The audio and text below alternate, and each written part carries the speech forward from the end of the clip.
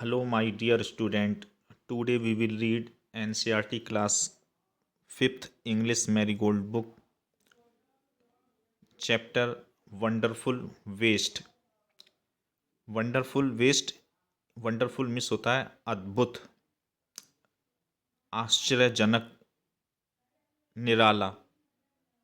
Waste miss होता है अपशिष्ट, यानी बेकार पदार्थ। ठीक है, तो पूरा मतलब क्या होगा चैप्टर का नेम?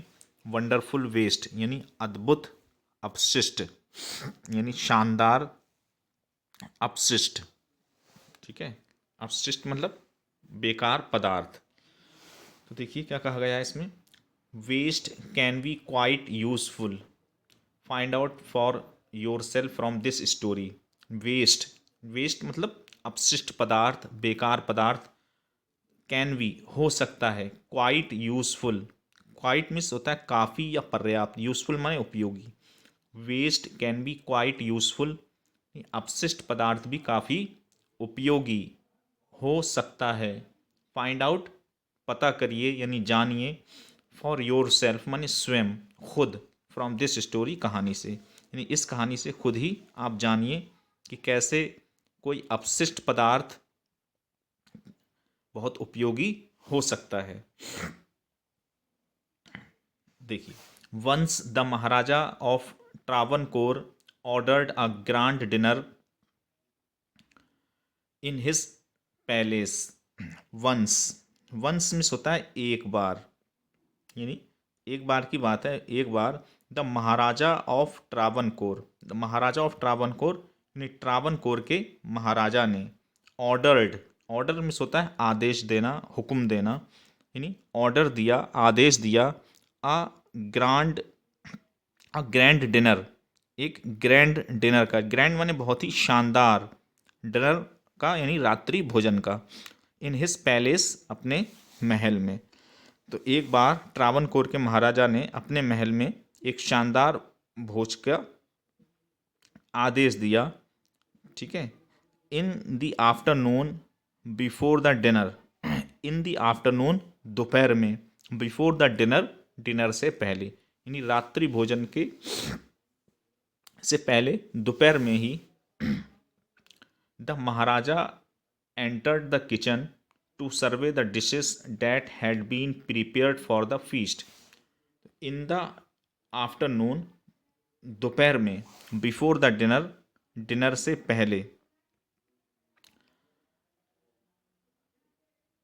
द महाराजा, महाराजा जी ने एंटर्ड, एंटर हुए यानी दाखिल हुए, एंटर द किचन, किचन में यानी रसोई घर में। तो डिनर से पहले दोपहर में महाराजा रसोई घर में गए। To survey the dishes, to survey, survey करने के लिए, सर्वे माने निरीक्षण करने के लिए, जांचने के लिए। To survey the dishes, dishes का माने पकवान का, जो पकवान, जो भोजन फीस्ट के लिए अर्थात दावत के लिए तैयार किया जा रहा था, उस पकवानों का निरीक्षण करने के लिए, उनका सर्वे करने के लिए महाराजा रसोई घर में यानी किचन में गए। That had been prepared for the feast. ठीक है, उन पकवानों का मुआयना करने के लिए जो भोज के लिए तैयार किए गए थे। डैट माने जो कि, हैड बीन प्रिपेयर्ड, प्रिपेयर किए जा रहे थे फॉर द फीस्ट, फीस्ट के लिए, फीस्ट के लिए प्रिपेयर किए गए थे। What are you going to do these with those vegetable scraps. ठीक है, what are you going to do those vegetable scrap. ठीक है, he asked the cook pointing the basket of scrap near the cook. What are you going to do, यानी तुम क्या करने जा रहे हो। विद दोज वेजिटेबल स्क्रैप, उन वेजिटेबल के, उन सब्जियों के स्क्रैप्स का, स्क्रैप्स माने बचा खुचा सामान, सब्जी को छीलने काटने के बाद जो स्क्रैप रह जाता है, बचा खुचा सामान, उन स्क्रैप्स का जो लेफ्ट ओवर मटेरियल रह जाता है, उस लेफ्ट ओवर मटेरियल यानी बचे खुचे सामान का क्या करने जा रहे हो। वॉट आर यू गोइंग, यानी तुम क्या करने जा रहे हो, क्या करोगे। To do with those vegetable scraps, उन वेजिटेबल के स्क्रैप्स का, बचे खुचे सामान का। ही आस्ड द कुक, उन्होंने कुक से यानी रसोइये से पूछा। Pointing to the basket, basket माने टोकरी, पॉइंटिंग इशारा करते हुए, pointing to the basket of scraps, जो जो स्क्रैप था सब्जियों के बचा खुचा सामान, उसकी बास्केट टोकरी की ओर इशारा करते हुए, नियर द कुक, जो कि कुक के रसोई के नियर नज़दीक में रखी थी। यानी उन्होंने समीप रखे स्क्रैप की टोकरी को इशारा करते हुए रसोइये से पूछा कि तुम सब्जियों के बचे खुचे टुकड़ों का क्या करने जा रहे हो, अर्थात इनका क्या करोगे। द कुक रिप्लाइड, तो कुक ने, उस रसोइये ने रिप्लाइड, रिप्लाई माने जवाब दिया, दे आर वेस्ट, कि ये तो वेस्ट हैं, वेस्ट माने अपशिष्ट पदार्थ है, यानी ये तो बेकार हैं, ठीक है। यानी ये रसोइये ने जवाब दिया कि ये तो वेस्ट हैं, अर्थात ये कचरा है, ठीक है। वेस्ट पदार्थ यानी बेकार पदार्थ है, अपशिष्ट पदार्थ या कचरा है, बचा खुचा। We will throw them away, हम उसे फेंक देंगे, यानी ये तो अपशिष्ट है, बेकार पदार्थ है, बचे खुचे चीज़ है, ये वेस्ट पदार्थ है, हम इसे क्या करेंगे, we will throw them away, हम इसे फेंक देंगे। नेक्स्ट देखिए, you can't waste all these bits and pieces of vegetables, ठीक है। तो राजा ने क्या कहा, यू कांट, कांट मतलब can not, you can not waste, you आप यानी तुम, कैन नॉट वेस्ट, वेस्ट नहीं कर सकते यानी बर्बाद नहीं कर सकते, ऑल दीज बिट्स, इन सभी बिट्स का यानी टुकड़ों का, bits and pieces of vegetable, तुम सब्जी के इन बिट्स एंड पीसेस का मतलब छोटे छोटे टुकड़े, ऑफ वेजिटेबल सब्जियों के। You can't waste all these bits and pieces of vegetable, तुम सब्जी के इन छोटे छोटे टुकड़ों को वेस्ट नहीं कर सकते, अर्थात बर्बाद नहीं कर सकते। Find a way to use them, तो राजा ने कहा कि find a way, way miss होता है तरीका या रास्ता, फाइंड अ वे, कोई वे, कोई तरीका, कोई उपाय, फाइंड करो अर्थात ढूंढो, टू यूज़ दैम, इन्हें इस्तेमाल करने का। यानी जो वेजिटेबल के जो बिट्स एंड पीस बचे हुए हैं, छोटे छोटे टुकड़े बचे हैं, तो इन्हें आप फेंको मत, बल्कि क्या करो, find a way to use them, इन्हें उपयोग में लाने का उपाय ढूंढो। The maharaja commanded sternly and walked away, the maharaja, maharaja ji ने कमांडेड, कमांडेड माने सख्ती से आदेश देना, ऑर्डर माने भी होता है आदेश देना, कमांडेड सख्ती से आदेश देना, उन्होंने सख्ती से आदेश दिया, ठीक है। द महाराजा कमांडेड स्टर्नली, ठीक है, कमांडेड माने वो आदेश देना, स्टर्नली माने सख्ती से, तो commanded sternly, the maharaja commanded sternly, maharaja ने सख्ती से आदेश दिया, एंड वॉकड अवे, और वहाँ से चले गए, ठीक है। यानी आदेश देकर चले गए कि तुम इन्हें फेंक नहीं सकते, बल्कि इन्हें इस्तेमाल करने के लिए कोई उपाय ढूंढो और इन्हें इस्तेमाल में, उपयोग में लाओ। The cook was in a fix and kept staring at the vegetable scraps for some time. The cook, cook माने रसोइया, द कुक रसोइया, was in a fix, was in a fix, in a fix का मतलब होता है कि किसी असमंजस में पड़ जाना, दुविधा में पड़ जाना, ठीक है। The cook was in a fix, रसोइया असमंजस में पड़ गया, ठीक है। And kept staring, kept stare में होता है घूरना, कैप्ट स्टीयरिंग लगातार घूरता रहा, देखता रहा, एट द वेजिटेबल स्क्रैप्स, उन सब्जियों के टुकड़ों को, फॉर द सम टाइम, कुछ समय के लिए। यानी रसोइया असमंजस में पड़ गया और वह सब्जी की जो टुकड़े थे छोटे छोटे यानी कतरने, ठीक है, उनको कुछ देर तक देखता रहा। Suddenly an idea flashed across his mind, suddenly अचानक से, एन आइडिया एक विचार, फ्लैश्ड अक्रॉस, फ्लैश अक्रॉस में होता है अचानक से कौंधना, यानी अचानक से दिमाग के अंदर आना, ठीक है, फ्लैश आना। तो suddenly an idea flashed across his mind, तभी अचानक उसके दिमाग में एक आइडिया, एक विचार आया। He took all the vegetable bits, washed them and cleaned them well. He took all the vegetable bits, उसने सब्जी की सभी टुकड़ों को लिया।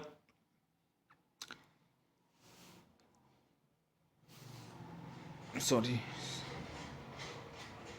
Suddenly an idea flashed across his mind. अचानक उसके दिमाग में एक आइडिया, एक विचार आया। He took all the vegetable bits. उसने सब्जी की सभी बिट्स को, टुकड़ों को लिया। वॉश्ड दैम, उन्हें धोया। एंड क्लीन दैम वेल, और उन्हें अच्छी तरह साफ किया। Then he cut them into long strip. उसके बाद उसने उन्हें लॉन्ग स्ट्रिप, लंबी लंबी पट्टियों में काटा। He put them in a huge pot. उसने उन्हें एक विशाल, एक बड़े से पॉट में, एक बर्तन में रखा। And placed it on the fire to cook, और उसे पकने के लिए एक फायर पर, आग पर रख दिया उस बर्तन को। नेक्स्ट, इसके बाद he ground some fresh coconut, green chillies and garlic together. उसके बाद उसने कुछ ताज़ा नारियल, ग्रीन चिलीज, हरी मिर्च एंड गार्लिक और लहसुन, इन सबको क्या करा, अच्छी तरह से ग्राउंड किया। इन सबको ग्राउंड करना मतलब मिलाकर, वही पीसा इन सबको, ठीक है, टुगेदर, एक साथ। He added this paste and some salt to the cooking vegetable. He added this paste, और जो इन तीनों को मिलाकर जो एक पेस्ट तैयार हुआ, उस पेस्ट को उसने उसमें डाला, ऐड किया। एंड सम साल्ट, और कुछ नमक, टू द कुकिंग वेजिटेबल्स, उस पकती हुई सब्जी में। और इस पेस्ट को और थोड़ा नमक उसने उस पकती हुई सब्जी में डाल दिया। A tempting smell started coming from the pot. A tempting smell, एक स्मेल माने गंध, यानी एक खुशबू। और टेम्पटिंग मीन्स होता है लुभाने वाली। आ टेम्पटिंग स्मेल, एक लुभाने वाली खुशबू। Started coming out from the pot, उस पॉट से, उस बर्तन से आनी शुरू हो गई।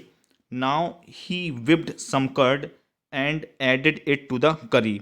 नाउ, अब, ही विप्ड सम कर्ड, अब उसने कुछ कर्ड, कर्ड मीन्स होता है दही। अब उसने, विप्ड मान होता है फेंटना। Now he whipped some curd, अब उसने थोड़ा दही को फेंटा। And added it to the curry, और उसे उस करी में, अर्थात उस कड़ी में, तरकारी में मिला दिया। He also poured a few spoonfuls of coconut to the curry, उसने कुछ चम्मच नारियल तेल भी उसमें डाला।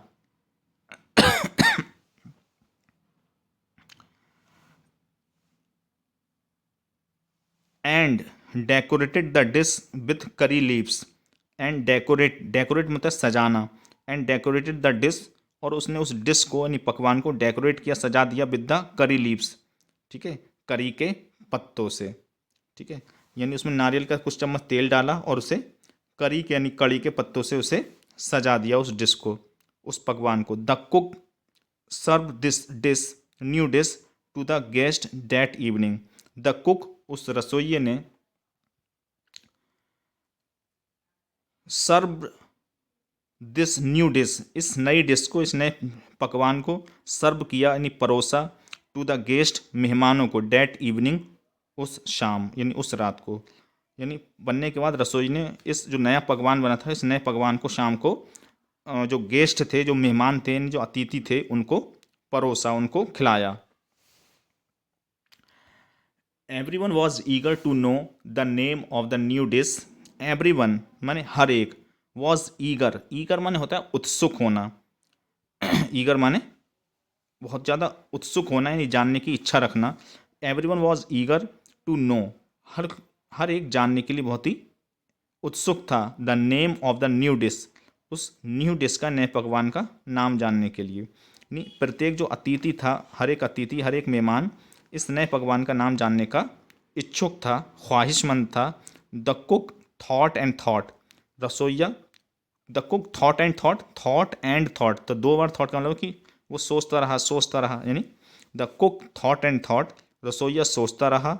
Then a name came to his mind, then, फिर, अ नेम, एक नाम, came to his mind, came to his mind, उसके दिमाग में आया। तभी सोचते सोचते उसके दिमाग में एक नाम आया, ही नेम्ड इट अबियल, ठीक है, ही नेम्ड इट अबियल, उसने इसे अबियल नाम दिया, यानी उसने इसका नाम अबियल रखा।